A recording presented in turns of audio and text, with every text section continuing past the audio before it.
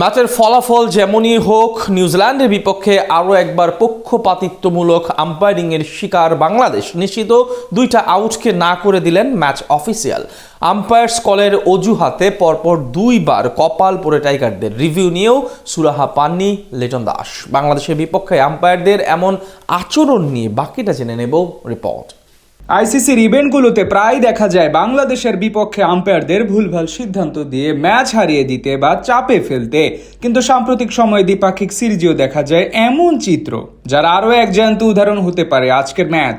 একের পর এক বিতর্কিত সিদ্ধান্তের কারণে আরো বেশি কোণঠাসা হয়ে পড়ে টাইগার ক্রিকেটাররা। ম্যাচের ফলাফল বাদ দিয়ে আজ লিটনের জন্য যেন 12 নম্বর প্রতিপক্ষ হয়ে দাঁড়ান আম্পায়ার। নিউজিল্যান্ডের বিপক্ষে 3 ম্যাচের ওডিআই সিরিজ জয়ের পর আজ টি-20 ফরম্যাটে মাঠে নামে বাংলাদেশ ক্রিকেট দল। চট্টগ্রামে এদিন টস জিতে প্রথমে বল করার সিদ্ধান্ত নেন স্বাগতিক অধিনায়ক লিটন কুমার দাস। বিপরীতে আগে ব্যাট করতে নেমে শুরুতে রান আউট হয়ে টিম রবিনসন বিদায় নিলে ড্যান ফ্লেভার এবং ক্যাটন ক্লার্ক মিলে দারুণভাবে সামলাতে থাকেন টাইগার বোলারদের। একের পর এক বাউন্ডারি মেরে চাপে রাখেন সবাইকে, আর তাদের কাজটা আরো বেশি সহজ করে দেন আম্পায়ার। একের পর এক ভুলভাল ডিসিশন দিয়ে পিছিয়ে রাখেন বাংলাদেশকে। প্রথম ঘটনাটি ম্যাচের 5ম ওভারে ঘটে। শেখ মাহাদির কুইকার লেন্থের ডেলিভারি আঘাত হানে ব্যাটার ক্লার্কের সামনের পায়ে। সেখানে সঙ্গে সঙ্গে জোরালো আবেদন করে বাংলাদেশ, কিন্তু আম্পায়ার এলবিডব্লিউর আবেদন নাকচ করে দেন। যদিও সেই মুহূর্তে আউটের ব্যাপারে বেশ কনফিডেন্স ছিলেন বোলার মাহাদি। এরপর অধিনায়ককে দিয়ে রিভিউ নেওয়ান তিনি। এরপর রিপ্লেতে দেখা যায় মাহাদির বলটি ব্যাটে স্পর্শ না করে সোজা আঘাত হানে ব্যাটারের প্যাডে, এমনকি ইম্প্যাক্ট ইনলাইন এবং বল গিয়ে স্ট্যাম্পেও আঘাত হানে। কিন্তু আম্পায়ার্স কলের কারণে কপাল পুড়ে বাংলাদেশের।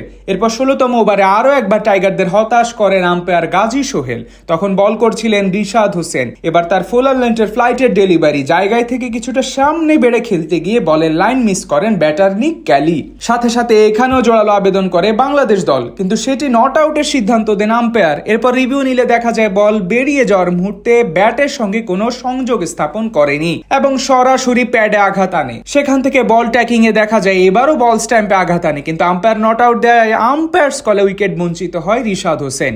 এই দুটি ডিসিশন যদি বাংলাদেশের পক্ষে আসতো তাহলে হয়তো নিউজিল্যান্ডকে 150-র আশেপাশে আটকে ফেলা যেত।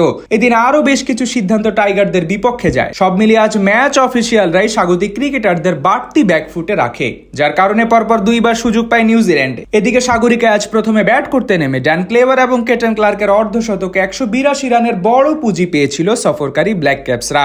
জবাব দিতে নেমে সেট হয়ে বিদায় নেন দুই ওপেনার সাইফ হাসান এবং তানজিদ তামিম। আর ইনিংস বড় করতে পারেনি অধিনায়ক লিটন দাস। সেখান থেকে দুই তরুণ ব্যাটার তাওহিদ হৃদয় এবং পারভেজ হোসেন ইমন মিলে লড়াইটা চালিয়ে যেতে থাকেন।